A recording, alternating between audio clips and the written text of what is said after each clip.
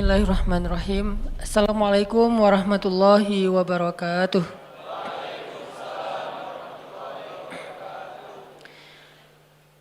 Innal hamdalillah nahmaduhu wa nasta'inuhu wa nastaghfiruh wa na'udzu billah min syururi anfusina wa sayyiati a'malina.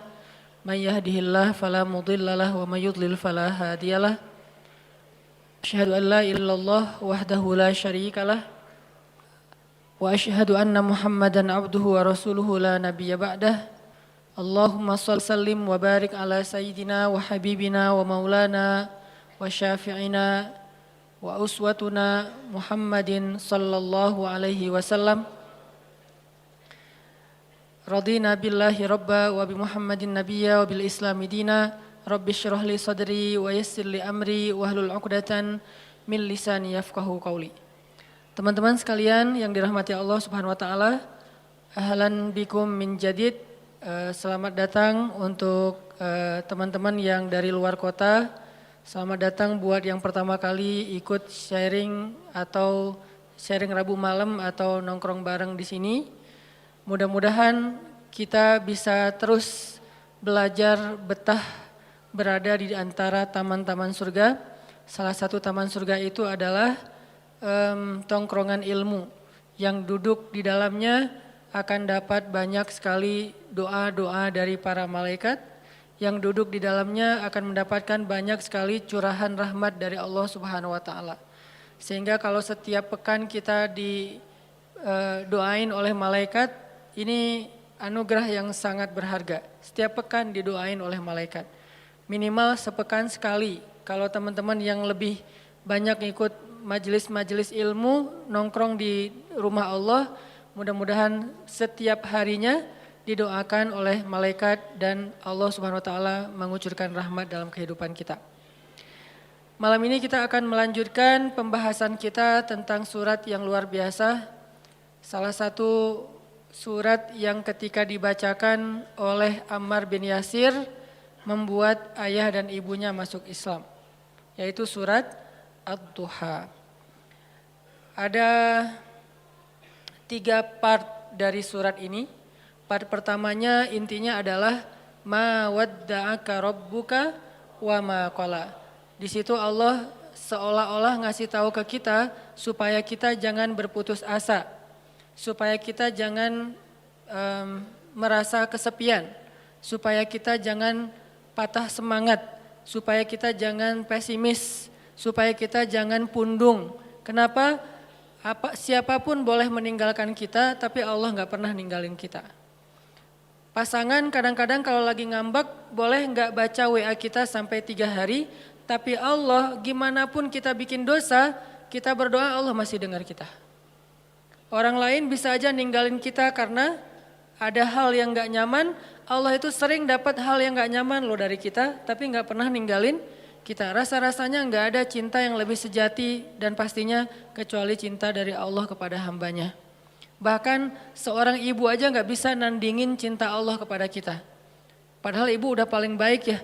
Gak ada lagi orang yang lebih berjasa dalam hidup kita selain ibu kita di antara manusia setelah Rasulullah pastinya. Kecuali ibu kita sendiri yang udah mengandung kita dalam keadaan wahnan ala wahnin, kepayahan demi kepayahan, melahirkan dengan resiko nyawa, menyusui 2 tahun lamanya, membesarkan dengan segala bentuk pengorbanannya, ternyata itu gak ada apa-apanya dibandingkan dengan cinta dan kasih sayang Allah kepada kita. Ibu kita bisa kecewa walaupun dia sayang banget sama kita.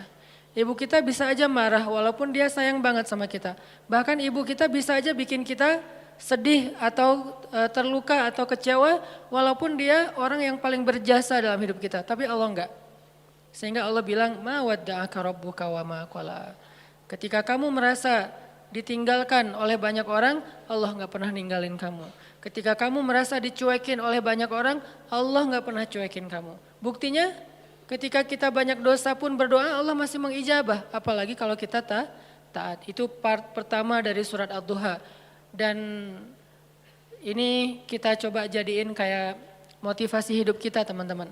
Ketika kita lagi lemah, ketika kita lagi drop, kita baca ma wadda'aka rabbuka wa ma qala.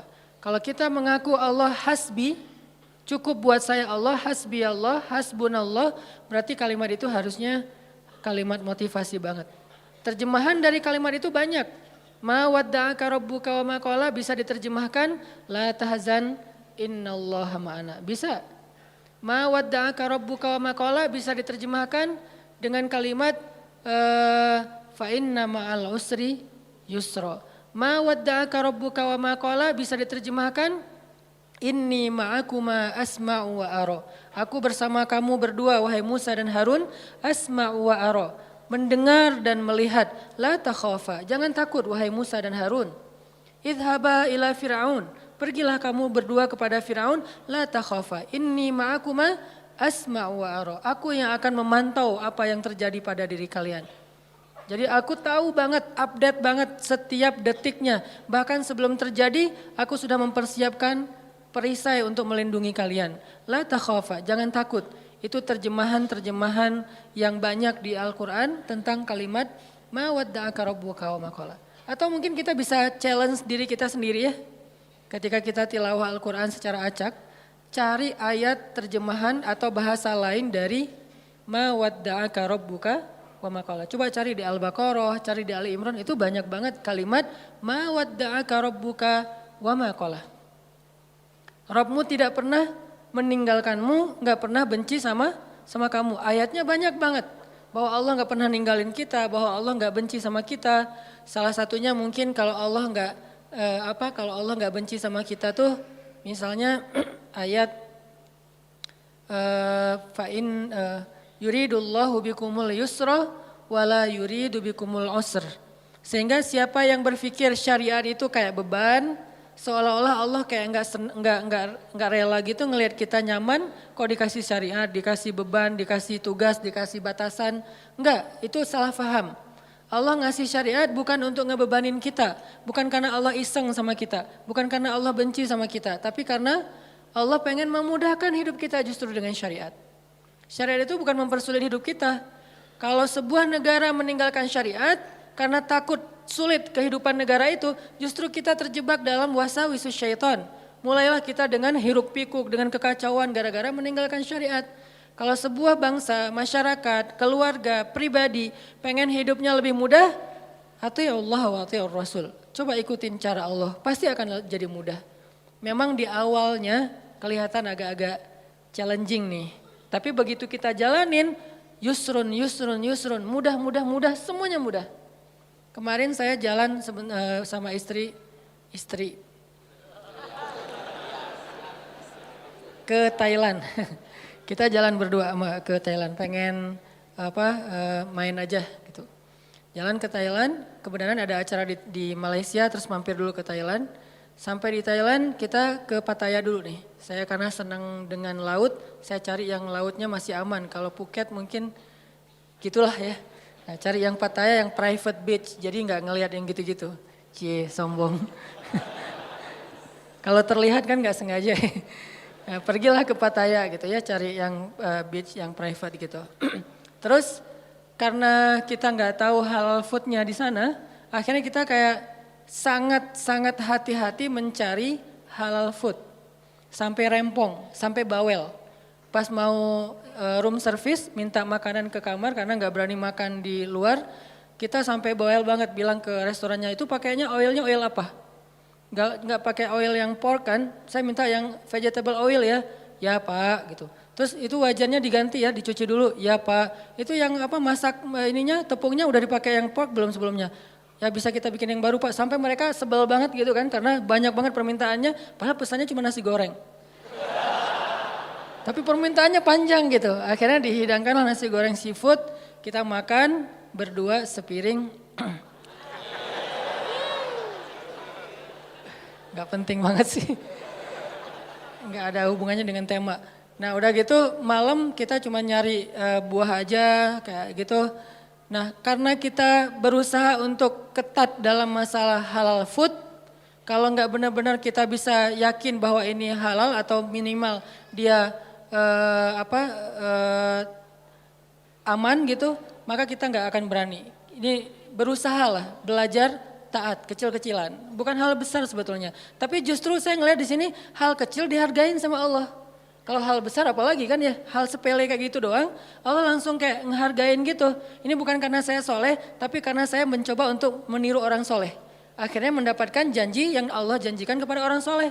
Sayanya belum soleh, tapi karena meniru orang soleh, dapat juga nih yang dijanjiin Allah kepada orang soleh. Udah ketat, seharian kita makannya susah banget. Nah besoknya mau ke Bangkok, hari belum pesan hotel. Tadinya udah pesan lewat travel agent, tapi cancel. Tadinya ada satu jenis hotel yang di pusat kota, dekat dengan tempat pembelanjaan, nemenin istri. Ternyata dari travel agent itu katanya nggak dapat. Oke, cancel. Saya pesan pakai online, pesan nyari yang dekat dengan hotel itu. Entah gimana caranya Allah ngarahin saya untuk ngeklik satu hotel yang saya juga nggak tahu speknya kayak gimana. Pokoknya udah aja ini aja deh, yang paling dekat walaupun ada beberapa pilihan. Ambil hotel tertentu, namanya gak usah disebut. Mahal Ci, sombong. Ya gitu deh pokoknya ada namanya lah ya. Nah pas sampai di Bangkok kita masuk ke hotel itu lagi check in. Tiba-tiba ada teman lama saya nih orang Bandung. Dia istrinya lagi lewat jadi hotel sama kondonya itu bersebelahan. Dia ternyata tinggal di kondonya. Dia lewat ngeliat kayak Ustadz Hanan. Dia ngubungin Benzo. Benzo cuma angkat tangan. Lihat ke atas. Itu namanya Benzo, masih Jovisa. Nah Benzo dihubungin Benzo tanya ke saya, Ustadz lagi di hotel ini di Bangkok loh. Kok Benzo tahu? Kan saya nggak ngasih tahu siapa-siapa. Nggak, tadi ada teman yang ngelihat Ustadz, dia kayak ragu gitu, bener nggak? Oh iya bener, kenapa? Dia ngajak Ustadz nanti malam cari makan halal dan Thai banget gitu. Alhamdulillah berarti kemarin susah dikit, sekarang Allah kasih jalan keluar. Bukan hanya itu, ternyata hotel yang saya pilih itu dia udah halal restoran, untuk breakfast tuh aman, udah halal. Karena susah kan nyari hotel dengan sertifikat halalnya di sana. Tanpa kita ketahui ternyata Allah arahin kita ke hotel yang gak perlu bawel lagi untuk room service-nya. Karena dia udah halal restoran. Ditambah lagi diajak sama teman saya untuk makan yang halal food tapi Thai banget, enak. Ditraktirin itu yang paling enak. Nih saya berpikir kalau saya lebih cepat atau lebih lambat 1 menit aja pas check in, kan saya nggak bakalan ketemu dengan istrinya, sehingga kita nggak berpapasan, nggak saling tahu. Allah yang bikin timingnya pas banget, dia jalan lewat depan hotel, saya masuk check in, dia ngelihat ke saya, terus dia ngubungin Benzo ngubungin ke saya, pas dapat wifi karena ngandelin wifi banget kan di luar negeri teh, irit gitu. Dapat wifi, saya langsung balas, qadarullah. Malamnya dimudahin, akhirnya kita jalan, makan, halal, enak, bukan murah, gratis. Jadi saya teringat, wa may yattaqillaha yaj'al lahu makhraja wa yarzuqhu min haitsu la yahtasib. Wa may yattaqillaha yaj'al lahu min amrihi yusra. Wa may yattaqillaha yukaffir anhu sayyi'atihi wa yu'zim lahu ajra. Itu janji Allah. Siapa yang taat sama Allah, Allah kasih jalan keluar. Ini jalan keluarnya. Siapa yang taat sama Allah, Allah kasih rezeki yang tidak terduga-duga. Ini rezeki yang tidak terduga-duga. Akhirnya ketemu teman orang Bandung yang udah tinggal di sana. Siapa yang taat sama Allah, Allah mudahin urusannya. Jadi mudah kemana-mana digayat. Siapa yang taat sama Allah, Allah gugurkan dosanya. Berharap kayak gitu dan dilipat gandakan pahalanya. Berharap juga kayak gitu. Ini artinya hal sepele gini aja Allah hargain. Karena faman ya'mal mithqala dzarratin khairan yarah. Pasti Allah bales. Ma wadda'aka rabbuka wa ma qala. Jadi Allah itu nggak pernah absen teman-teman, nggak pernah offline, nggak pernah kelewat gitu. Aduh ada yang kelewat nih nggak sempat di like. Kalau kita kan kalau terlalu banyak nge-following, akhirnya udah ketutup ya, ketimpa sama yang baru posting gitu. Kadang-kadang karena saking banyaknya kita nge-following, pasangan sendiri nggak pernah di like. Kenapa? Dia posting, ketimpa lagi. Kok kamu nggak pernah nge-like postingan aku? Emang kamu posting? Kamu gitu banget ya sama aku? Akhirnya rame gitu kan ya. Padahal kita nggak ngelihat, soalnya ketutup sama postingan yang baru-baru. Allah nggak pernah gitu. Allah nge-following semua hambanya, bahkan lebih dekat daripada urat lehernya. Wa huwa ma'akum aina ma kuntum. Bersama dengan kalian, membersamai kalian dimanapun kalian berada. Tapi ketika kita post adegan-adegan kehidupan kita, nggak pernah ada yang ketimpa dan kelewat sama Allah untuk di like, untuk dikomen, untuk di-repost, bahkan Umar di-repost oleh Allah di Al-Quran kata-katanya, ini artinya Allah la ta'khudhuhu sinatun wala naum, kulla yaumin huwa fi sya'an, ma wadda'aka rabbuka wa ma qala. Ini jadi penyemangat teman-teman, gak usah khawatir untuk taat. Kita bikin dosa aja Allah masih maafin kita, apalagi taat, Allah pasti akan menghargai kita. Itu part pertama dari surat Ad-Duha. Part kedua, alam yajidaka yatiman fa'awa wa wajadaka dhallan fahada wa wajadaka ailan fa'aghna. 3 kalimat yang luar biasa itu menjelaskan arti dari ma wadda'aka rabbuka wa ma qala. Apa bukti bahwa Allah enggak pernah ninggalin Nabi Muhammad? Kata Allah, alam yajidaka yatiman fa'awa, bukankah dulu kamu lahir dalam keadaan yatim lalu Allah kasih naungan? Kalau Allah ninggalin kamu, enggak mungkin kamu bisa tumbuh dengan baik. Kalau Allah benci sama kamu, maka dibiarin aja kamu terlunta-lunta dalam keadaan yatim. Wa wajadaka dhallan fahada. Bukankah kamu dulu pernah tersesat di jalan, mau ke suatu negeri tapi kamu salah ngambil jalan di tengah padang pasir, akhirnya enggak tahu arah ke tujuan. Kalau Allah benci sama kamu, enggak akan dikasih tuh petunjuk ke negeri yang kamu tuju. Enggak akan diarahin kamu untuk sampai kepada destinasi yang kamu tuju. Bukti Allah ma wadda'aka rabbuka wa ma qala. Alam yajidaka yatiman fa'awa wa wajadaka dhallan fahada wa wajadaka ailan fa'aghna. Nanti kalau kemarin saya bahas alam yajidaka yatiman fa'awa versi Nabi Muhammad, yang belum kebahas itu versi Nabi Musa ya. Versi Ibrahim, versi Ismail, versi Isa, versi Yahya, versi Maryam. Itu semuanya ayat-ayat tentang kisah-kisah tentang alam yajidka yatiman ya Maryam, alam yajidka yatiman Yahya, alam yajidka yatiman Isa, alam yajidka yatiman Ibrahim, alam yajidka yatiman Musa, alam yajidka yatiman semua hamba-hambanya fa'awa, Allah kasih naungan. Baca kisah-kisah Al-Quran untuk memahami maksud alam yajidka yatiman fa'awa, terutama kisah Yusuf. Alam yajidka yatiman fa'awa, yatim gimana? Yatimnya Yusuf. Yatim di dalam sungai, di dalam sumur, nggak punya siapa-siapa. Ayahnya nggak tahu di mana keberadaan anaknya, kakak-kakaknya udah nggak peduli dengan adiknya. Yatiman fa'awa, fa'awa pertama ditemukan oleh para musafir. Fa'awa kedua masuk ke dalam istana dan seterusnya dan seterusnya. Alam yajidka yatiman fa'awa. Insyaallah nanti kita lanjutkan lagi pembahasan surat Ad-Duha ini. Ini bukan cuma tafsir ya teman-teman, tapi ini tadabbur. Saya berusaha untuk menganalogikan dengan kehidupan kita supaya kita bisa menjadikan ayat itu sebagai motivasi hidup kita. Barakallah, kita lanjutkan setelah sholat Isya. Bismillahirrahmanirrahim. Teman-teman yang dirahmati Allah Subhanahu wa taala, kita lanjutkan pembahasan kita tentang surat Ad-Duha. Alam yajidka yatiman fa'awa wa wajadaka dhallan fahada wa wajadaka ailan fa'aghna. Kalimat alam yajidka yatiman fa'awa itu adalah kalimat pembuktian. Seolah-olah Allah ngomong ke kita tuh gini, kamu gak ingat dulu ketika kamu pernah gini, siapa yang nolong kamu? Emangnya kamu gak ingat dulu ketika kamu pernah terpuruk, siapa yang buat kamu bisa survive? Ketika kamu hampir celaka, siapa yang menyelamatkan kamu? Ketika kamu gini, siapa yang menolong kamu dan seterusnya. Jadi alam di sini Allah pengen ngingetin kita. Jadi kalimat alam adalah kalimat permintaan dari Allah supaya kita ingat-ingat lagi nih.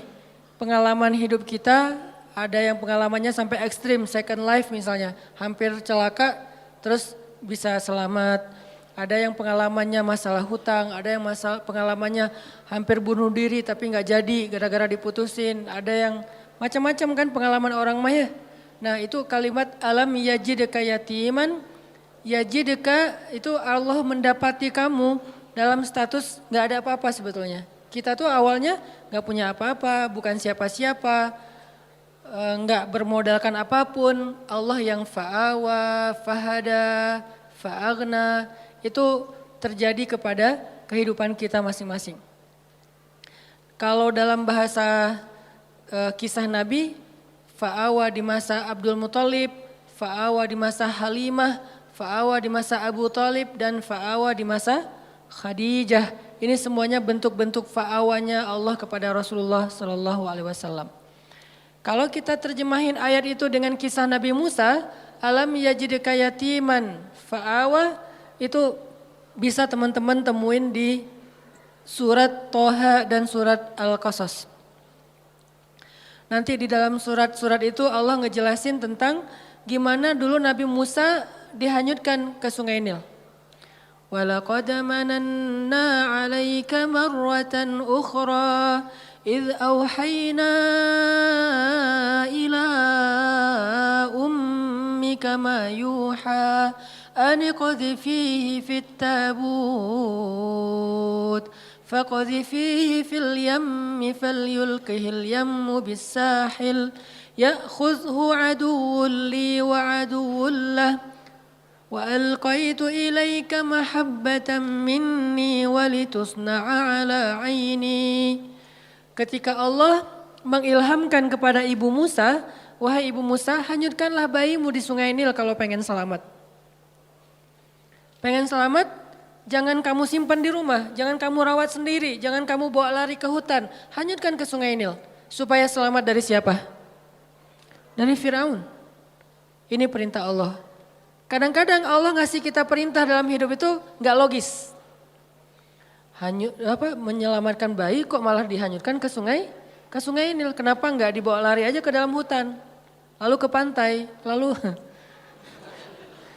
lupa. Kenapa nggak umpetin aja di rumah gitu? Kenapa nggak bikin rumah aja di yang jauh, atau mungkin ibu dan keluarga Musa ngungsi aja ke Madian misalnya, ke luar negeri? Jadi orang yang lari dari negeri Firaun, kenapa nggak gitu aja yang lebih logis? Kenapa malah selamatkanlah bayimu dari Firaun dan tentaranya dengan cara hanyutkan ke Sungai Nil? Itulah hidup. Tidak semua perintah Allah itu kadang kita mengerti di awal, teman-teman. Kita cukup tahu bahwa ini perintah Allah, sami'na wa ata'na. Kalau pengen bahas lebih dalam lagi untuk cari tahu hikmahnya, silakan. Tapi jangan tunggu sampai kita ngerti hikmahnya baru sami'na wa ata'na, kelamaan. Akhirnya kita kehilangan banyak sekali kesempatan dapat kebaikan dari Allah. Justru biasanya Allah ngasih kejutan ketika kita ngambil challenge-nya Allah. Iman challenge, akidah challenge, tauhid challenge. Challenge-nya apa? Lakukan perintah Allah walaupun menurut logika kita agak aneh. Misalnya, tinggalkan pekerjaan itu. Ya Allah, pekerjaan inilah yang bikin saya bertahan hidup selama ini. Saya beli rumah, beli mobil, saya punya tabungan sekian gara-gara kerjaan ini. Udah tinggalin aja. Terus nanti saya kerja apa? Tenang, Allah yang gantiin. Terus gimana Ustadz? Jalannya dari mana Ustadz? Allah tahu jalannya, kita doang yang gak tahu. Kalau kita gak tahu bukan berarti Allah gak tahu kan? Kita yang gak tahu, Allah tahu. Karena Allah alimun, basirun, khabirun. Maha tahu, maha melihat, maha teliti, latifun, sami'un. Allah maha kuasa. Jadi kalau kita nggak tahu caranya bukan berarti dia nggak bisa. Serahin aja sama Allah. Ketika kita serahin sama Allah, Allah nggak mungkin ngecewain kita. Kenapa? Allah nggak pernah ngecewain hamba. Kita aja ke teman kalau udah diserahin satu amanah, kita berusaha untuk bikin dia terkesan, nggak sampai bikin dia kecewa. Apalagi Allah. Hanyutkan bayimu ke Sungai Nil supaya selamat dari Firaun. Setelah Allah kuatkan hati ibunya, akhirnya karena ibunya soleha, hanyutin bayinya ke Sungai Nil. Berharap selamat dari Firaun. Cuman nggak bisa lepas juga, pakai kakaknya yang jadi pengintai gitu, nyari tahu adiknya hanyut kemana. Ngalir, bukannya ke negeri yang jauh, bukannya ke Sudan kayak atau ke luar negeri kayak kan Sungai Nil itu membelah berapa negara ya, bukan sampai ke luar negeri. Gak lama kemudian malah masuk selokan yang mengarah ke tempat pemandian pribadinya Fir'aun. Ini makin gak logis nih. Luar biasa cara Allah tuh. Allah luar biasa cara membuat skenarionya tuh keren banget. Masuk ke selokan itu, kakaknya Musa makin khawatir, gimana dengan adik, dia masuk ke selokan itu. Langsung dilaporin ke ibunya. Di surat Al-Qasas dikisahkan ketika ibunya tahu Musa hanyutnya ke dalam selokan yang mengarah ke pemandian khusus Fir'aun, hampir copot jantung ibu Musa. hampir copot jantung Ibu Musa. Kenapa? Bisa dipastikan bayi ini akan ditemukan oleh para dayang-dayang Firaun dan kalau ketahuan Firaun pasti akan dibunuh. Ini ujian luar biasa. Tapi ini challenge-nya justru di situ. Ketika kita berhijrah, ketika kita ngikutin cara Allah, awalnya terlihat, ya Allah kok gini ya? Kok jadi gini ya? Kok malah masuk ke selokan ini ya? Kan gitu ya, ada kejutan-kejutan kecil gitu awal-awal kita berhijrah. Baru aja kita halalin putusin, akhirnya putusin, dia langsung jadian sama orang lain. Kan itu berat banget ya. Dia kayak mudah banget gitu move on dari kita. Padahal kita mutusin itu cuman gertak doang biar dia mau halal gitu. Siapa yang takut kata dia, akhirnya jadian sama orang lain, itu tuh berat banget. Saya tahu rasanya, Jadi masuk ke selokan itu, udah gitu ke sungai kecil. Ditemuin sama dayang-dayang Firaun dikasih kepada istri Firaun. Qadarullahnya Allah udah kasih persiapan bahwa istri Firaun belum punya anak. Sehingga ketika dibuka tuh tabut, keranjang yang ada bayi Musa, dibuka dilihat oleh istri Firaun. Allah bilang di surat Toha, wa alqaitu ilaika mahabbatan minni. Aku masukkan untukmu cinta dariku. Maksudnya apa? Tiba-tiba istri Firaun jatuh hati kepada bayi Musa. Siapa yang bikin dia jatuh hati? Allah. Sebagaimana Halimatus Sa'diyah jatuh hati kepada bayi Muhammad untuk menyusuinya secara gratis, begitulah istri Firaun jatuh hati kepada bayi Musa dan mau mengangkatnya sebagai anak tanpa bertanya siapa dan dari mana asal usulnya. Wa alqaitu ilaika mahabbatan minni. Gini cara Allah nolong hambanya. Fa'awanya tuh Allah datangkan orang yang mencintai kita. Tiba-tiba ada aja yang anggap kita kayak keluarga barunya. Pernah kan kita merantau, tiba-tiba di perantauan kita nggak kenal siapa-siapa, dapat keluarga yang sebetulnya dia nggak kenal dengan kita, dia nggak tahu background kita, basic kita, dari mana asalnya. Pokoknya dia tiba-tiba kayak sayang aja gitu sama kita. Saya di Mesir juga gitu, tiba-tiba ada aja orang Mesir yang sayang sama saya sehingga dianggap kayak anak angkatnya. Kamu kalau butuh apa-apa bilang ya, kamu kalau butuh apa-apa bilang. Setiap awal bulan, dan beliau siapa? Profesor lah gitu, dosen Al-Azhar. Kan banyak banget kemudahan gara-gara ada dosen, profesor, senior, kayak Allah jadikan tertarik kepada saya, senang. Kamu kalau butuh apa-apa bilang ya. Terus pas awal bulan dapat gaji langsung datengin, nak kamu udah beli buku? Belum, kasih aja. Udah sih cuman kayak kurang aja gitu kan ya. Belum, oh ini beli buku, kasih beli buku. Terus kalau dia lagi panen, di Mesir itu namanya adas. Adas itu kayak kacang hijau kita tapi warnanya oranye. Jadi fungsinya kayak kacang hijau menghangatkan tubuh, bagus, biji-bijian. Kalau lagi panen adas, dia langsung bawa beberapa karung ke rumah tuh. Nih adas buat kalian, panen anggur, panen apa, segala macam buah-buahan di kebun dia tuh dibawa ke rumah kita. Kenapa? Wa alqaitu ilaika mahabbatan minni. Allah yang bikin dia jatuh hati kepada orang ini. Sehingga akhirnya istri Firaun langsung jatuh hati kepada bayi Musa. Firaun enggak, karena Allah sudah mengunci hatinya. Bukan karena Allah mengunci hatinya, belum sih. Karena hatinya keras, maaf salah, jangan disensor. Karena hatinya keras, karena Allah gak akan mengunci hati seseorang sebelum Allah utus Nabi kan. Karena hatinya keras, jadi dia gak akan bisa disentuh dengan cinta. Firaun tetap marah kepada Musa yang masih bayi. Ini pasti nih anak Bani Israel yang dibuang supaya gak terbunuh nih. Gua bunuh nih sekarang, jangan-jangan kata istrinya Firaun dan dia ngebujuk suaminya dengan manja gitu. Gak pakai cantik sih, manja doang gitu. Akhirnya Firaun gak jadi ngebunuh Musa, selamat Musa di satu adegan. Udah gitu gak lama kemudian Musa lapar, Musa kehausan. Wa wajadaka ailan fa'aghna. Gimana caranya keluarga Firaun bikin audisi. Siapa yang bisa menyusui bayi Musa dikasih dinar, dirham, emas, perak. Dikasih tempat kedudukan yang tinggi di dalam istana, punya gelar ningrat, dikasih rumah di dalam istana yang sangat bagus.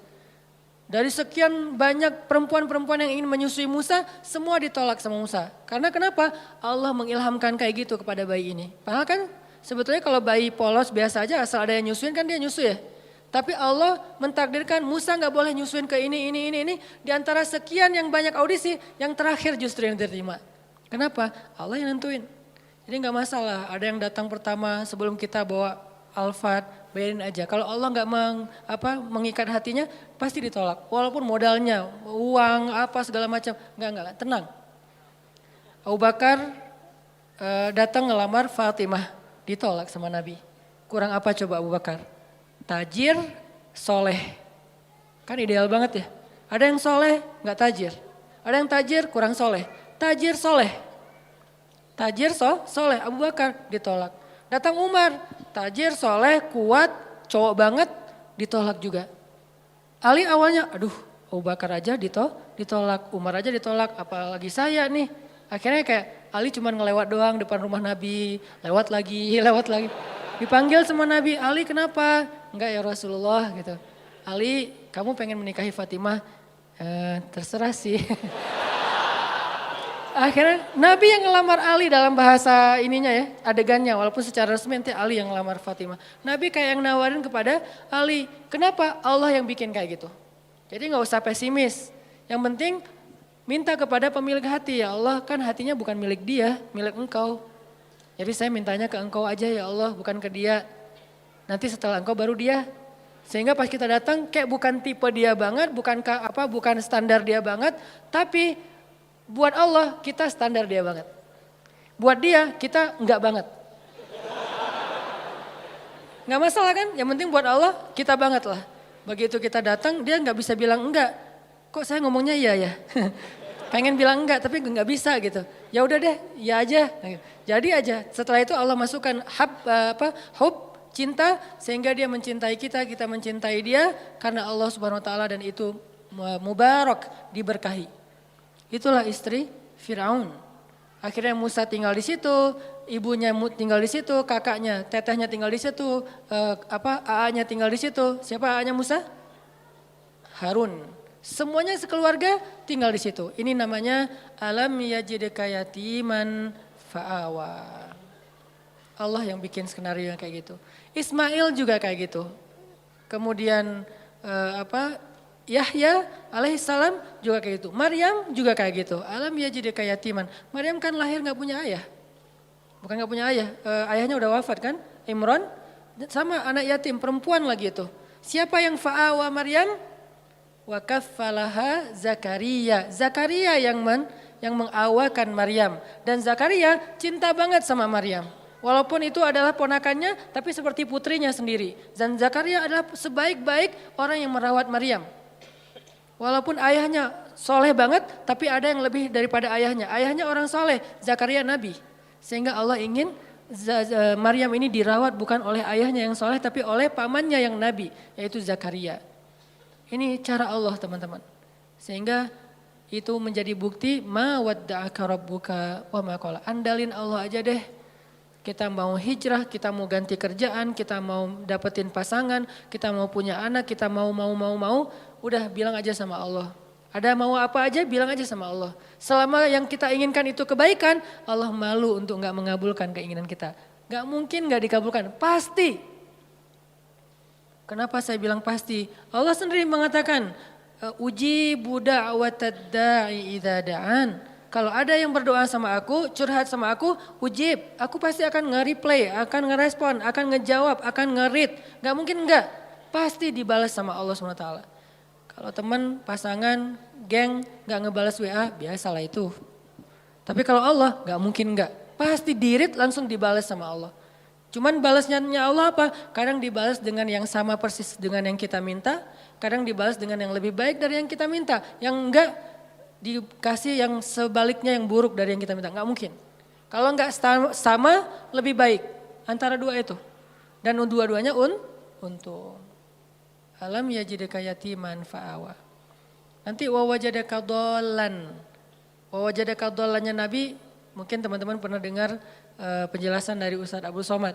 Saya pengen membandingkan aja. Kalau Nabi kasusnya kayak gitu, pernah tersesat di sebuah perjalanan dari Mekah ke daerah Syam. Kemudian Allah tunjukkan jalan supaya sampai ke kota yang dituju. Nah kalau Nabi Musa pernah juga tuh. Kapan? Pas Nabi Musa gak sengaja ngebunuh orang Mesir. Orang Mesir berantem sama orang Bani Israel. Cuman orang Mesirnya kayak zalim gitu. Dia terlalu sombong. Akhirnya didorong sama Musa meninggal kan. Walaupun Musa nggak sengaja sih. Dorong, kamu apa-apaan sih, mati kan. Musa juga kaget, loh kenapa nih? Gitu. Kayak nggak sengaja gitu, jangan-jangan setan. Akhirnya Musa bilang, ya Allah bukan kerjaan saya, kerjaan setan. Jadi boleh kan nyalahin setan. Bilang setan, salah saya apa? Ya salah kamu setan gitu. Ya. Akhirnya meninggal. Musa lari karena dia membunuh orang Egyptian, orang Kipti. Lari kemana? Nggak tahu kemana.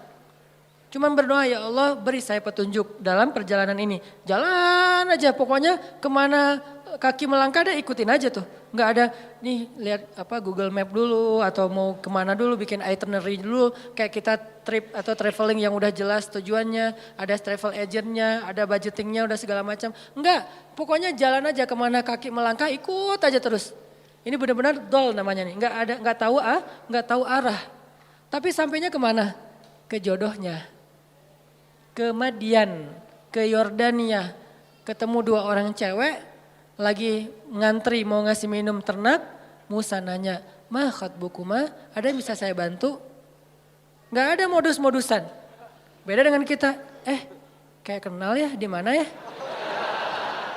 Enggak, kita gak pernah ketemu, saya yakin saya pernah ketemu sama kamu, di mana?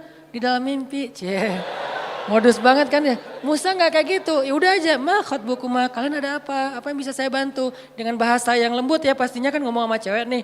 Masa ngomong sama cewek, ma khatbukuma, kan enggak ya? Nada khatib yang membuat kesannya jadi berubah. Kan kalau khatib berubah, kalau dia nggak paham ceritanya, dia akan mengatakan ma khatbukuma, nggak gitu Ustadz. Gimana? Ma khatbukuma, kan lagi ngomong sama cewek nih. Musa orangnya santun, akhirnya kami nggak bisa ngasih minum ternak soalnya harus ngantri di belakang laki-laki. Ya udah saya bantuin. Musa langsung turun ke sumur. Ketika Musa turun naik ngasih minuman ternak dan itu ada puluhan ekor onta, ratusan ekor onta. 1 ekor onta aja minumnya udah banyak banget kan. Di situ kelihatan Musa itu kuat, gagah.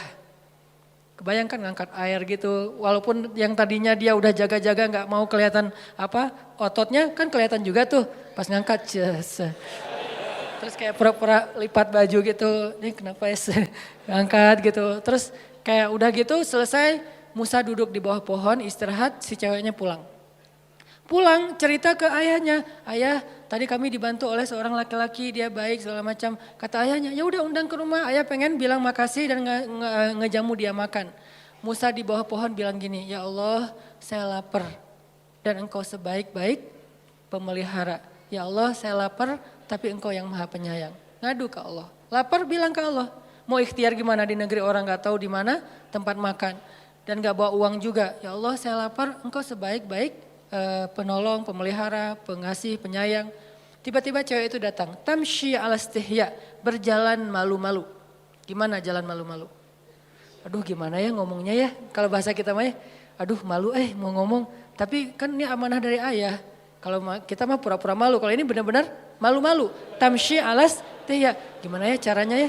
Aduh gimana ya, atau gimana ya? Terus maju lagi, nggak jadi lagi mundur. Maju lagi, nggak lagi mundur lagi, nggak pakai cantik. Maju mundur aja.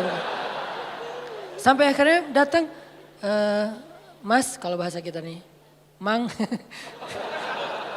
A gitu ya.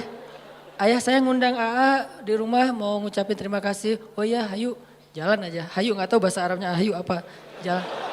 Jalan sampai ke rumah, ayahnya ngasih makan, ngobrol, kamu dari mana nak? Saya dari Mesir, oh ya negerinya Firaun, ya saya pelarian dari Firaun. Emang ada cerita apa? Kisahin, kamu orang baik, tinggallah di sini. Ya makasih Pak. Setelah itu si bapak itu ke belakang kan, ternyata si anaknya yang perempuan ngedengar pembicaraan mereka. Lalu ayahnya nanya, nak, laki-laki itu, bukan ayahnya, si ceweknya yang ngomong, ayah kan ayah nggak punya pekerja yang bisa mengurus ternak, pekerjakan dia di rumah kita karena dia kawiyun amin, laki-laki yang kuat dan baik, amanah, baik. Ayahnya langsung ngeh, oh anak saya berarti ada hati nih buat laki-laki itu. Kok bisa gitu sih ayahnya kayak kegeeran gitu kan ya? Karena si cewek ini nggak pernah komen tentang cowok sama sekali dalam hidupnya. Sekali-kali dia komen cowok berarti ada sesuatu nih. Kalau sekarang udah nggak lagi kebaca sama ayahnya karena kita udah biasa komen. Kamu lucu deh, kamu apa. Jadi kayak Sering komen jadinya biasa aja kan. Karena dia nggak pernah komen tentang cowok. Sekali-kalinya ada postingan cowok dia komen, itu sesuatu banget kan. Sekali-kalinya ada postingan cowok dia nge-like, sesuatu banget. Karena nggak pernah dia kayak gitu. Kalau kita periksa di list kontak handphonenya, itu nggak ada nama laki-laki itu. Cewek semuanya, terjaga banget. Sehingga sekali-kali dia bilang, ayah pekerjakan dia di rumah karena dia laki-laki yang baik dan kuat. Ayahnya langsung nangkep, oh anak saya berarti tenang dengan laki-laki itu. Musa, maukah kamu menikahi putriku? Dengan mahar sekian. Musa mengiyakan, menikahlah mereka. Alam yajidka yatiman fa'awa, dikasih keluarga baru di Madian. Sebagaimana saya dikasih keluarga angkat dulu ketika di Mesir. Dan kemudian di Bandung, kemudian seterusnya. Allah mudahin. Alam yajidka yatiman fa'awa. Saya seorang perantau, walaupun saya ngerasa kayaknya Bandung ini adalah akhir dari perjalanan saya, cie. Udah nggak mau pindah lagi ya, pokoknya udah love banget lah dengan kota Bandung ya. Hashtag. Jadi karena ngerasa kayaknya nih negeri saya yang ketiga, Aceh, Kairo, Bandung, udah aja selesai. Udah nggak mau pindah lagi karena udah nyaman. Tapi saya ngerasa dulu ke Kairo sendiri, kemudian ke Bandung gak kenal siapa-siapa. Selalu kasusnya alam yajidka yatiman fa'awa, yatiman fa'awa, yatiman fa'awa. Itu berulang kali loh teman-teman. Pasti teman-teman juga ngalamin. Itu bukti ma wadda'aka rabbuka wa ma qala. Apalagi nanti kalau ngomong Ibrahim. Pas beliau diusir oleh ayahnya dari Irak ke Palestina. Bukankah itu juga terlunta-lunta, terkantung-kantung? Dolan, agna, wajadaka ail. Jadi udah yatim, dol, ail. Udah gak punya siapa-siapa, bingung juga mau kemana, lapar gak punya apa-apa. Tapi kemudian fa'awa, fahada, fa'agna. Sehingga Ibrahim yang tadinya seorang dalam keadaan yang tidak tahu apa-apa datang ke Palestina. Sampai di Palestina Ibrahim menjadi orang paling kaya di Palestina. Apa ukuran kekayaan Ibrahim di Palestina? Ukuran kekayaan Ibrahim di Palestina, setiap malam Ibrahim menyembelih 100 ekor onta untuk para tamu. 100 ekor onta. Satu ekor onta harganya sebutlah 50 juta kali 100. Satu malam dia ngeluarin uang 5 miliar ya? 5 miliar benar? 5 miliar setiap hari loh teman-teman. Ada nggak di antara kita yang ngeluarin uang 5 miliar setiap hari buat tamu? Sehingga bisa dibilang Ibrahim itu bapak perhotelan dalam sejarah manusia. Dia yang pertama bikin konsep hotel. Hotel gratis tapi. Buat siapa? Visitornya siapa? Orang-orang yang mau berziarah ke Masjid Al-Aqsa. Ibrahim yang menjamu mereka. Ngasih hotel dengan kualitas bintang 5. Terus juga buffetnya itu udah free flow. Setiap saat mereka bisa makan. Dan satu hari minimal 100 ekor onta. Itulah kekayaan Ibrahim.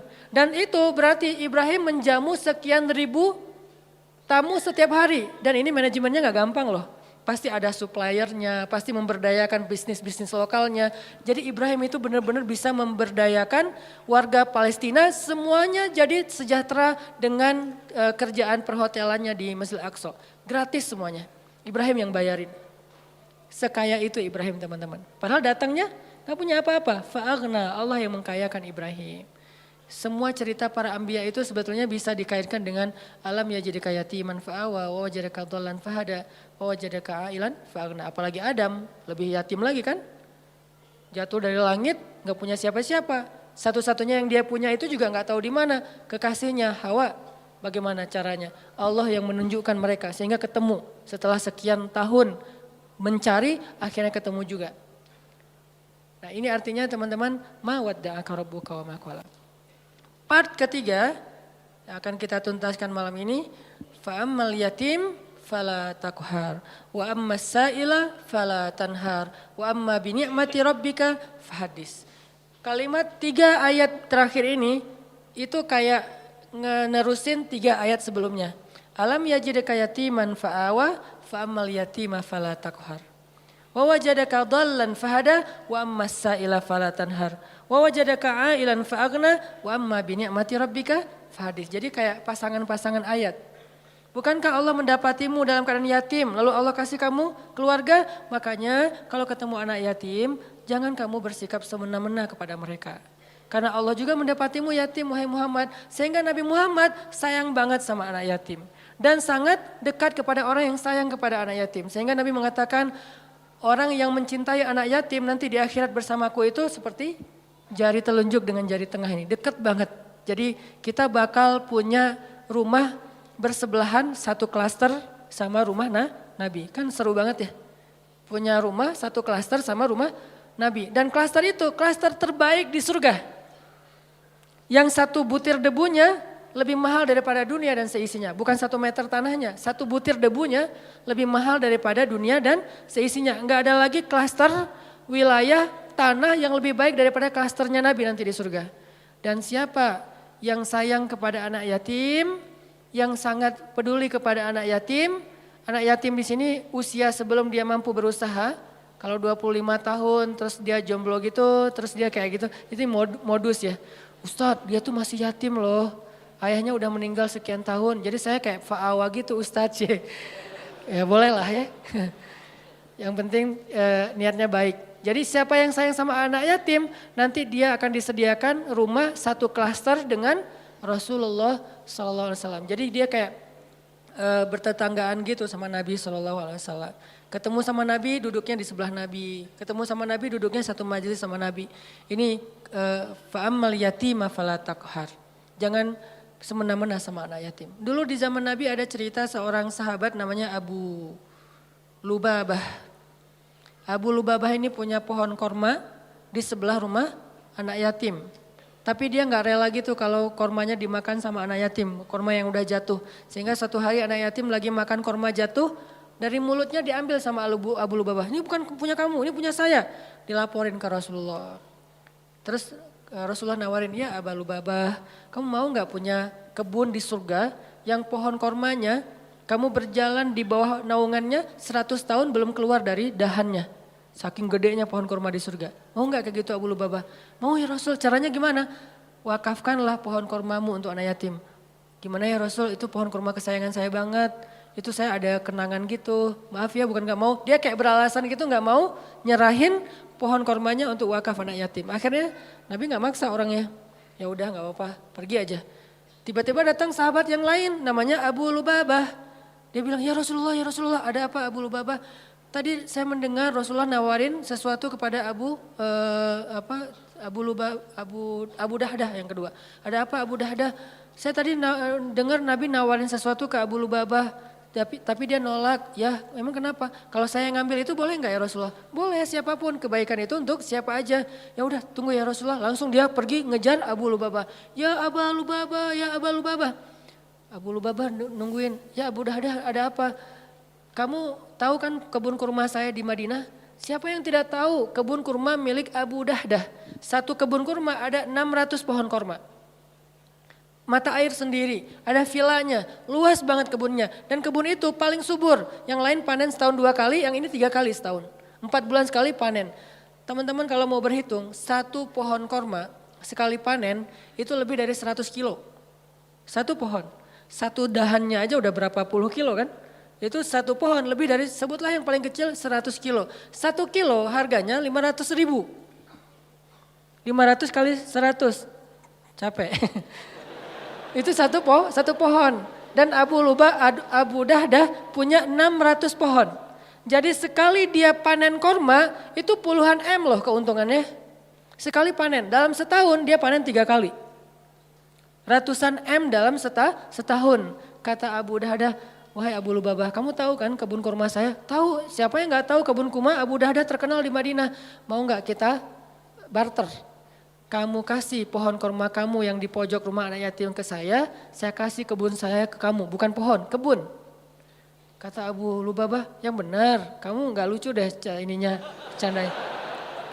Nah ini mah dialog dari saya. Terus kata Abu Dahdah, saya serius. Beneran, ya udah ayo. Langsung transaksi jadi deal. Mereka kemudian pergi ke rumah anak yatim. Wahai anak yatim, kata Abu Dahdah, mulai sekarang pohon ini Bapak wakafin buat kalian. Makanlah sesuka kalian dari korma yang ada di pohon ini. Kemudian gak lama kemudian dia ngajak Abu Lubabah ke kebunnya. Istrinya lagi bersih-bersih gitu. Kata Abu Dahdah, wahai istriku keluarlah. Ini sekarang bukan kebun kita lagi, sudah aku jual. Istrinya kaget, kamu jual ke siapa wahai Abu Dahda? Kamu untung gak? Kata suaminya, untung banget. Ke siapa sih kamu jualnya? Ke Allah. Kata istrinya, itu baru untung. Itu baru perniagaan yang besar. Itu baru hebat. Istrinya ini soleha banget. Coba kalau kita ngomong gitu ke pasangan kita, kira-kira digapain? Didoain ya. Semoga kamu cepat. Ini istri yang soleha. Ini buat cewek-cewek ya. Kadang-kadang suami itu kalau lagi semangat, kadang-kadang kan suka nggak mikir ya, kasih aja.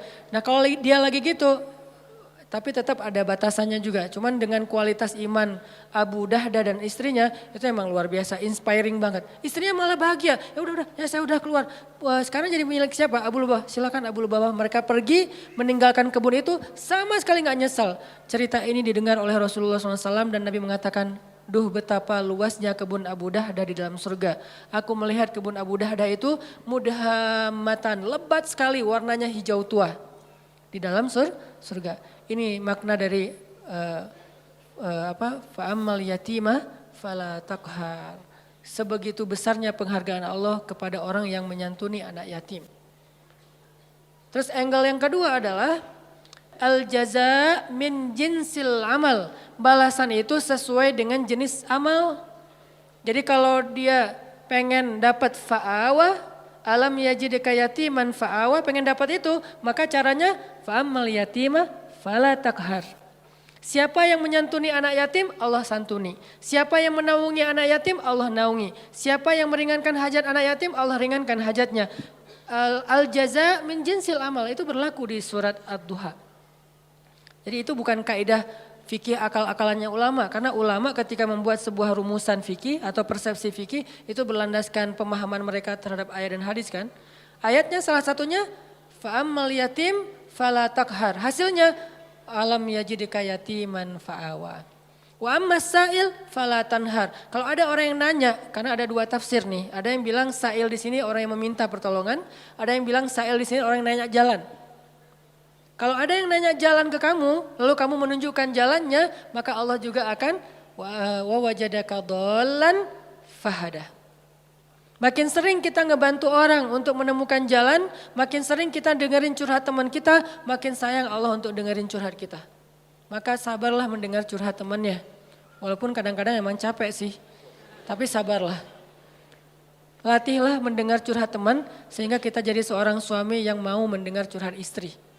Nanti ketika kita udah nikah, Neng mau cerita, apa? Kayak semangat gitu kan ya. Ya tadi ada cerita sama teman-teman gini-gini. Kita jadi pendengar yang baik, bukan langsung kita patahkan. Kenapa? Karena udah terbiasa di kos-kosan jadi tempat curhatnya teman-teman sekos-kosan. Sampai ibu kos juga curhatnya ke kita gitu. Iya itu yang kamar sebelah suka telat aja bayar kos-kosan. Ya bu, saya juga gitu ya bu. Kamu gak apa-apa soalnya kamu udah dengerin curhat. Ya pokoknya jadi orang yang wa ammasa'ila fala tanhar. Jadi kalau ada orang yang nanya ke kita, minta pertolongan ke kita, kita berusaha untuk membantu dia, Allah juga akan berusaha membantu kita. Contohnya Nabi SAW. Nabi itu kalau ada yang minta tolong gak pernah nolak. Kalau beliau gak bisa nolong sendiri, beliau akan cari orang untuk nolong dia baru ditinggalin. Jadi gak ada yang datang langsung Nabi maaf ya gak bisa. Mungkin kita nggak bisa gitu-gitu amat lah ya, tapi berusaha. Nggak semua kasus kita bisa ambil. Tapi ada satu dua yang kadang-kadang kita kayak berjuang banget. Ada banyak orang yang mengetuk pintu rumah kita, yang nelpon ke nomor kita, yang datang kepada kita minta tolong. Mungkin di antara sekian banyak, jangan semuanya ditolak. Harus ada satu dua yang kita ambil, entah kenapa pokoknya Allah yang pilihkan dia untuk kita. Terus kita coba tuntaskan hajat dia sampai selesai. Siapa yang meringankan hajat saudaranya di dunia, Allah ringankan hajat dia di dunia dan di akhirat. Balasannya bukan cuma di dunia, bahkan di akhirat. Sehingga ketika kita di akhirat nanti bingung di padang mahsyar itu kan perjalanan jauh banget ya. Kebayang gak sih dari sini ke Palestina itu jalan kaki? Kok Palestina Ustadz? Karena tempat berhisab itu adalah negeri Palestina.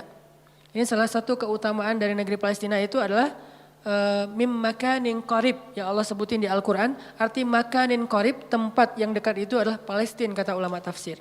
Sehingga nanti sidang Allah itu di padang mahsyar adanya di negeri Palestina. Negeri Palestina dari Indonesia jaraknya jauh padahal buminya masih segini. Sedangkan bumi mahsyar beribu-ribu kali lipat lebih besar daripada bumi ini. Berarti jaraknya ribuan kali lebih jauh daripada yang sekarang. Kita meninggal di Indonesia, dikuburin di Indonesia. Nanti ketika kita bangkit, kita harus jalan ke Palestina. Palestinanya udah berapa ribu kali lipat lebih jauh dari yang sekarang. Jalan kaki teman-teman. Gak ada petunjuk sama sekali. Arahnya sudah berganti, kiblat atau timur barat udah berubah. Gimana cara kita menemukan spot hisab? Susah banget kan? Kalau enggak karena Allah, wa wajadaka dhallan fahada. Dulu di dunia kita sering nolongin orang, sering nunjukin arah ke orang lain, sering bantuin orang di jalan, sering bantu orang ketika kesusahan. Allah bantu nanti kita di akhirat. Sehingga tiba-tiba dikasih kendaraan, kita kayak kasih tumpangan buat teman, itu enggak ada yang kelewat sama catatan Allah. Kamu kan dulu pernah ngasih tumpangan ke teman kamu pulang taklim. Padahal kamu pulangnya ke Padalarang, dia ke Cilenyi, kamu anterin dia dulu. Akhirnya balik lagi ke tengah, gak sampai Padalarang, nginep di TSB. Gak kuat gitu ya. Tadinya nanyanya sih kayak serius gitu. Pulang kemana saya anterin. Oh boleh. Udah aja naik motor kemana Cilenyi. Ngomong dari tadi. Kan beda arah timur dan barat. Nah kamu pernah ngelakuin itu di dunia, nanti di akhirat tiba-tiba Allah yang ngasih kita tumpangan. Dan tumpangan dari Allah sebaik-baik tumpangan kendaraan cahaya. Sehingga dari Indonesia ke Palestina itu hanya sekejap mata saja. Itu diantara makna dari hisab yang ringan, hisab yang mudah, dipercepat perjalanannya. Sementara yang lain masih kebingungan, ada yang jalan ke sana, ada yang jalan ke sana. Itu nggak ada yang arah loh, yang jelas arahnya. Jadi orang jalan itu acak aja tuh kemana-mana. Bisa ribuan tahun nggak sampai ke tempat hisab, belum dihisab tuh.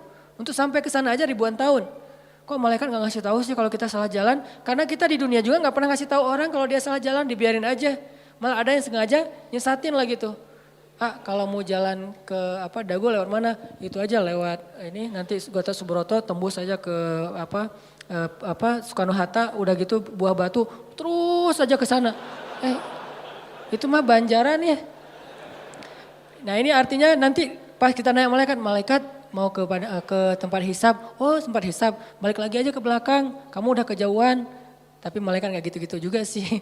Paling-paling malaikat cuek ninggalin kita gitu, akhirnya kita terkatung-katung. Ini makna terkatung-katung. Istri kita bangkitnya bareng. Kenapa bangkitnya bareng? Karena kita pengen dikuburin satu liang lahat. Cinta sejati gitu kan, true love and endless love lah. Pas meninggal wasiat aku pengen dikuburin sama kamu. Udah aja dikuburin satu liang lahat. Pas bangkit, noleh juga enggak teman-teman. Yauma yafirrul mar'u min akhihi wa ummihi wa abihi wa sahibatihi wa banihi likulli imri'im minhum yauma idzin sya'nun yughni. Kita bangkit bersebelahan tapi enggak noleh.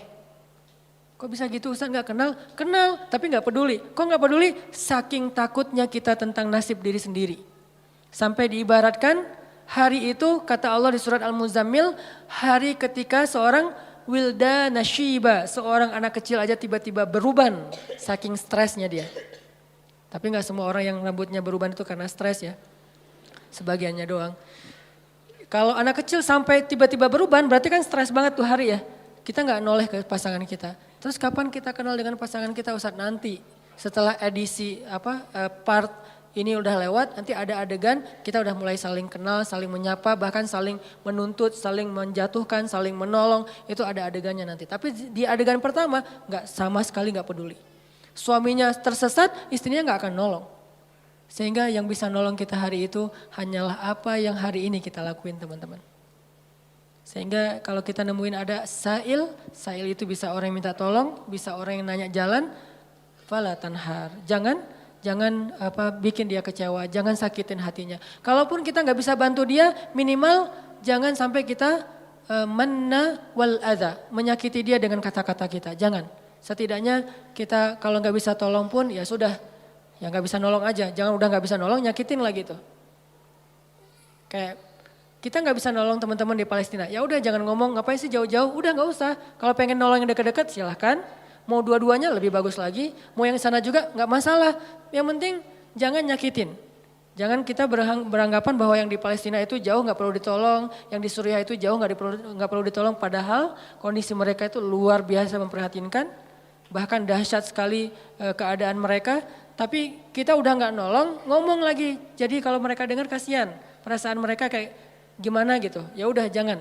Termasuk orang di sekeliling kita, keluarga besar kita. Kadang-kadang ada kakak adik kita yang minta tolong, kita kayak sebel gitu sama dia. Giliran butuh aja lo minta tolong. Jangan, udah aja diem. Kalau kita nggak mau nolong atau nggak bisa nolong, diem aja. Kenapa? La tanhar. Jangan sakiti orang yang meminta pertolongan. Sehingga nanti al-jaza min jinsil amal. Allah juga akan membalas kita dengan cara yang sama. Na'udzubillah min dzalik.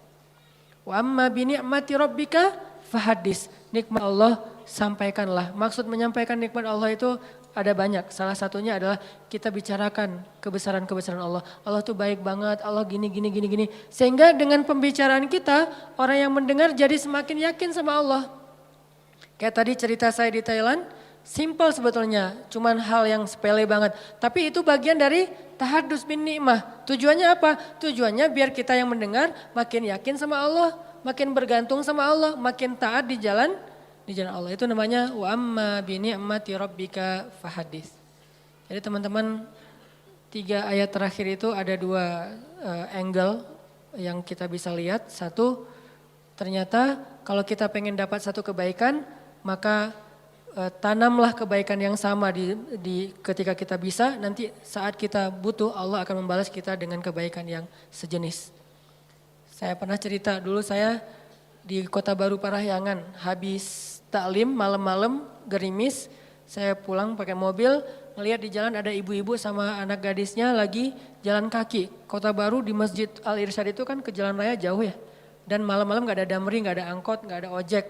Beliau jalan kaki berdua, gerimis lagi tuh, pakai payung. Saya waktu itu tinggal di Cihanjuang, saya mau keluar dari masjid ngelihat ada ibu-ibu sama putrinya lagi jalan, saya samperin, Bu, butuh tumpangan?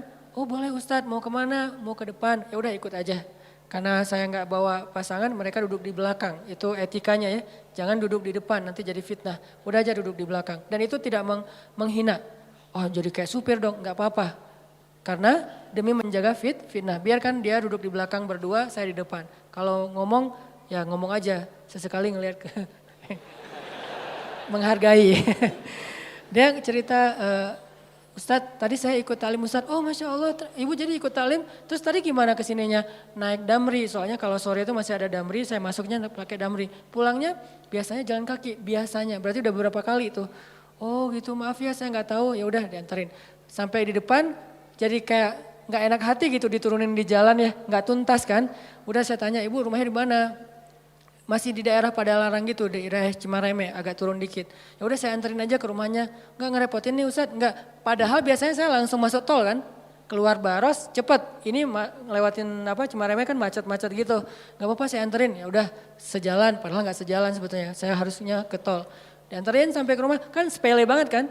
Udah sampai ke rumah selesai, pergi aja. Besok-besoknya sebulan kemudian saya naik jembatan Pasupati itu ke arah Paster. Ban motor saya bocor. Pas di atas, bukan bocor, habis bensin. Saya lagi tight banget jadwal hari itu, gak sempat ngisi bensin. Saya pikir mesti sampailah ke Pasteur, kan ada pom bensin tuh. Paksain aja, pas di atas, pas habis. Mati aja, saya dorong. Baru berapa detik saya dorong, tiba-tiba datang anak muda, nyamperin, Mas mau di step gitu. Oh boleh, di step aja, mana didorongin. Pakai motor dia sampai ke pom bensin, akhirnya saya bisa ngisi bensin. Saya jadi teringat, dulu saya pernah nolong orang di jalan, sekarang Allah nolong saya di jalan. Dan itu timingnya tuh pas banget. Kalau dia lebih cepat sedetik, udah gak ngelihat saya di belakang. Kalau saya lebih cepat, lebih lambat sedetik, dia gak ketemu. Allah yang bikin timingnya, saya pas habis bensin dia datang. Kalau saya lebih cepat setengah jam, saya udah sampai ke pom bensin, dorongnya kan ya, gak ketemu dia. Jadi pas banget, baru berapa detik dorong, dia datang. Dan dia, maaf lupa saya ceritanya, bukan di step, dia bawa selang gitu kan, saya lupa ceritanya. Dia bawa selang bukan di step, berarti 2 kali kejadiannya, 1 kalinya di step, udah kebiasaan. Pasti ada yang nolong lagi nih, kan saya kemarin habis nolong orang, GR gitu kan sama Allah. Benar ada yang nolong, jadi ada yang di step, yang ini bawa selang. Kan jarang banget ada anak muda kemana-mana bawa selang gitu kan. Pak kenapa? Dia ngelihat ban nggak kempes, habis bensin ya? Iya, di sini saya ini. Dia sedot, terus masukin hanya untuk bisa sampai ke pom bensin. Kan itu jarang banget, mungkin 1 banding 1000 dan pas lagi timingnya. Allah yang membuat seperti itu. Kalau orangnya ada di sini atau nonton, barakallah jazakallah khair. Sering saya cerita nih, mudah-mudahan jadi kebaikan buat dia. Artinya teman-teman benar-benar al jaza min jinsil amal. Balasan itu sesuai dengan jenis amal. Kalau kita pengen dibalas, ya Allah mudahin dong cara saya untuk dapetin jodoh. Mudahin orang lain untuk dapetin jodoh. Caranya gimana? Jadi mak comblang mungkin.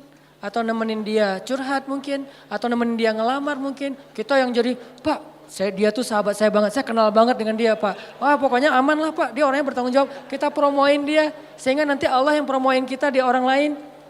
Pokoknya mau apa, cari amal soleh yang sejenis dengan itu. Saya pengen jadi orang kaya Ustadz. Ya udah, tolong orang lain ketika lagi butuh modal atau apa. Saya pengen nikah Ustadz. Ya udah bantu dulu temennya untuk mahar. Nanti Allah ganti mahar yang buat kita. Atau kalau nggak mahar mungkin hantaran. Karena kadang-kadang kan hantaran itu apa? Seserahan ya. Seserahan itu kadang-kadang lebih gede daripada mahar kan. Mahar anak saya sih nggak banyak dek. Soalnya kan kata Nabi mahar jangan tinggi-tinggi. Berapa Pak? Ya udah 1 gram aja. Oh, tapi seserahannya ya berapa? 1 M juga nggak apa-apa. Si bapak teh. Seserahannya yang gede, jadi kita bikin stres gitu kan. Nggak apa-apa, ambil aja. Jangan menyerah ketika ditawarin 1 M, 10 M, 100 M. Ambil, itu angka gede di kita tapi kecil di Allah loh. Jangan pikir kita yang bakalan bayar, Allah yang bayarin. Dek, maharnya standar biar nggak beda sama kakaknya ya. Bukan bapak mau mempersulit adik, bapak tahu adik penghasilannya pas-pasan. Ini bapak menghina atau lagi apa sih? Tapi emang biar dia nggak jauh banget, nggak jomplang banget sama kakaknya. Kakaknya dulu sih 3 M, dia 2 M juga nggak apa-apa. Boleh Pak? Kamu sanggup? Insya Allah Pak. Kerja apa? Allah yang kasih kerja. Gitu, semangat. Siapa tahu nanti setelah kasih saya waktu 1 tahun Pak. 1 tahun? Ya oke 1 tahun. Bekerja semaksimal mungkin 1 tahun. Biarkan mereka ngelihat kesungguhan kita. Setelah 1 tahun mungkin kita nggak dapat 1 atau 2 M. Tapi dapat kasihan dari dia. Ya ini serius nih ternyata. Ya udah deh, adik dapat berapa? Dapat Pak 2 apa? 20 juta gitu. Ya udah nggak apa-apa, dicicil ya tapi ya. Karena kamu udah berusaha, ya udah jadi deh. Karena dia ngelihat kita kayak tanggung jawab, serius, wah pantang menyerah. Itu kan akhirnya gol. Kan yang penting gol. Soal gimana caranya Allah lebih tahu. Pokoknya kalau dikasih tantangan, ambil. Setelah itu gimana Ustaz? Serahin ke langit.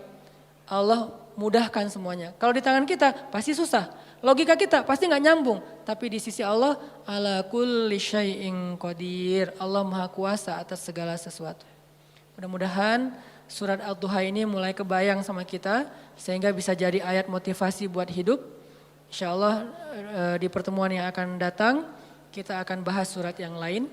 Mungkin nanti saya akan pilih surat apa yang kayaknya mudah banget untuk kita jadikan motivasi. Kita coba mulai bahas surat-surat supaya apa yang kita dapetin di Rabu malam ini benar-benar bisa jadi bahan renungan, bahan motivasi, bahan membersihkan hati, bahan untuk mendekatkan diri kepada Allah Subhanahu wa taala.